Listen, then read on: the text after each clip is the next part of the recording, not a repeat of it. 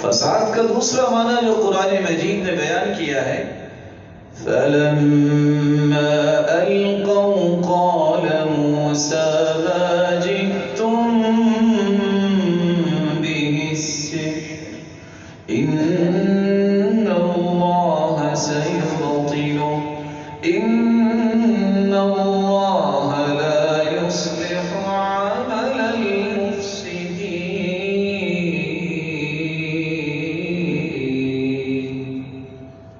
موسیٰ کی قوم نے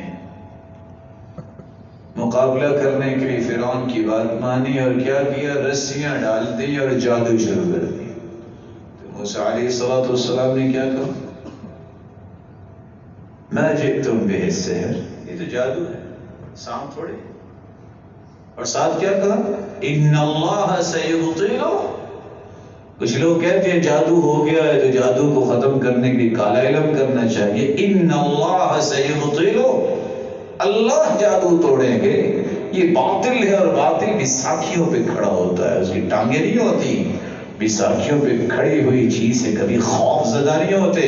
اپنے آپ کو ہر وقت پاکیزہ رکھے، باوضو رکھے، صبح و شام کی اذکار کی پابندی کریں، ہر نماز کے بعد سورۃ الفلق اور سورۃ الناس کی تلاوت کریں، اور آیت الکرسی اور سورۃ البقرہ پڑھیں۔ کیا جادو اور کیا جن اور یہ کیا چیزیں، حفاظت تو اللہ کرنے والی۔ لیکن ساتھ ایک بات قرآن نے پیش کر دی، ان اللہ لا یصلح عمل المفسدین۔ فسادی کے لوگ ہیں، وہ قرآن ایک نہیں 10 اٹھا کے بھی کہیں کہ ہم جو ہے اصلاح کریں گے، یہ فساد ہی کریں گے، اصلاح نہیں کریں گے۔ یہی تو وجہ ہے کہ آج مسلمانوں کی عقل کو نہ جانے جادو ہی ہو گیا ہے۔ پولیو کے قطرے پلانے کے لیے تیار ہو جاتے۔ ہم نہیں کہتے یہ کام کس کا ہے، وہ سنبھالے، لیکن کوئی میز ہے مسلمانوں کے پاس؟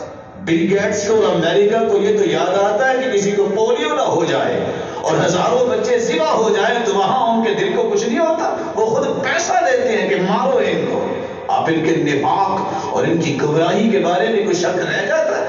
ہو مسلمان اور کافروں کے بارے میں پھر بھی سوچیں کہ وہ ہمارے خیر ہے۔ اللہ عز جلال یہ جو جادو ہو جاتا ہے مغربیت کا انسانوں پہ، اللہ ہمیں محفوظ